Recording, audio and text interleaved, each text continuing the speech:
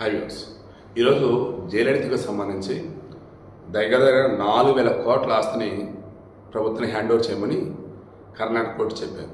ఎందుకు?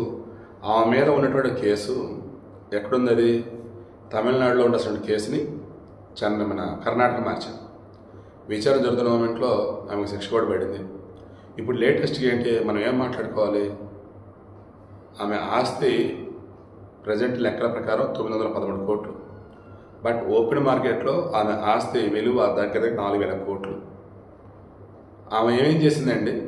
సినిమాలో నటించింది హీరోయిన్గా, అండ్ లేడీ ఓరియంటెడ్గా హీరోగా అనుకోవచ్చు. క్యారెక్టర్ ఆర్టిస్ట్గా చేసింది, రాజకీయాల్లో ఉంది, సీఎం అయింది. నాకు తెలిసి ఆమెకి అంత పెద్ద పెద్ద పెట్టుబడులు పెట్టే వ్యాపారం కూడా నాకు తెలిసి చేసినట్టు గుర్తులేదు. సో ఇక్కడ మనం మాట్లాడుకోవాల్సింది సింపుల్ అండి. ఈరోజు జయలలిత అనబడే ఆమె ఒక ముఖ్యమంత్రిగా ఉన్నప్పుడు నెలకు తీసుకునే జీతం ఎంత? 2 లక్షలు, 3 లక్షలు, 5 లక్షలు, 10 లక్షలు. సంవత్సరానికి ఎంత? 1,20,00,000. 5 సంవత్సరానికి ఎంత? 12,66 కోట్లు. ఒక 3 సార్లు చేసి ఉండిద్ది ఆమె. దాన్ని 6 కోట్లు ఇంటూ 3 18 కోట్లు. పక్కన ఇంకో 0 పెట్టి 180 కోట్లు. ఆమె సంపాదించిన డబ్బు అంత 100 కోట్లు వేసుకుంది, 240 కోట్లు. మరి ఎక్కడి నుంచి వచ్చాయండి? 27 కేజీల బంగారు వజ్రాభరణాలు, తర్వాత మెయిన్గా చూసుకుంటూ ఉంటే 10,000 చీరలు, తర్వాత 750 జతల చెప్పులు.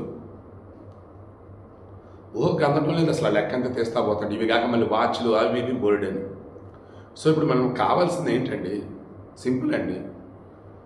జయలలిత ముఖ్యమంత్రిగా ఉన్నప్పుడు సంపాదించిందా, లేదు ముఖ్యమంత్రి ఉండటం వల్ల వేరే వాళ్ళు తీసుకొచ్చి ఆమెకి ఇచ్చిందా?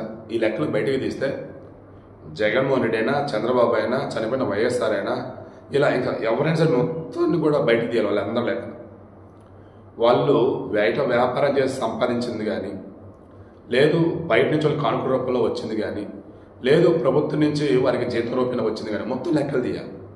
ప్రతి ఒక్కరు లెక్కలు తీయాలి. అప్పుడు వాళ్ళు మరణించిన తర్వాత ప్రభుత్వాన్ని హ్యాండ్ ఓవర్ చేయడమో లేదా వాళ్ళకి వీళ్ళకి పంచడమో కాకుండా బ్రతికున్నప్పుడే దానిని ఎవరికి చెందాలో వాళ్ళకి చెందేటట్టు చేయొచ్చు. సో వీడియోని ఎంతమంది ఎక్స్టెండ్ చేయదలుచుకోవట్లేదు. ఐఎమ్ షూర్ జయలలిత ఆస్తులు ఓపెన్ మార్కెట్లో 4,000 కోట్లు కదా. ఐఎమ్ షూర్ రేపటి రోజు జగన్మోహన్ రెడ్డికి సంబంధించి అన్ని లెక్కలు తేలితే, ఆయన ఏ తప్పు చేసిన ఏంటి బయటపెడితే ఖచ్చితంగా 4 లక్షల కోట్లని ఆచరణ కోసం ఓపెన్ మార్కెట్లో రెడీగా ఉండండి. వైసీపీ అభిమానులారా, రెడీగా ఉండండి తెలుగు ప్రజలారా. జగన్మోహన్ రెడ్డికి సంబంధించి కేసులు లెక్క తేలినప్పుడు, ఆయన బ్రతికున్నప్పుడే కేసులు లెక్క తేలాలి. అక్రమంగా సంపాదించింది ప్రజలకు పంచే విధంగా, ప్రభుత్వాన్ని హ్యాండ్ ఓవర్ చేసే విధంగా కోర్టులు తీర్పులు ఇవ్వాలని కోరుకుంటూ ఉన్నాను.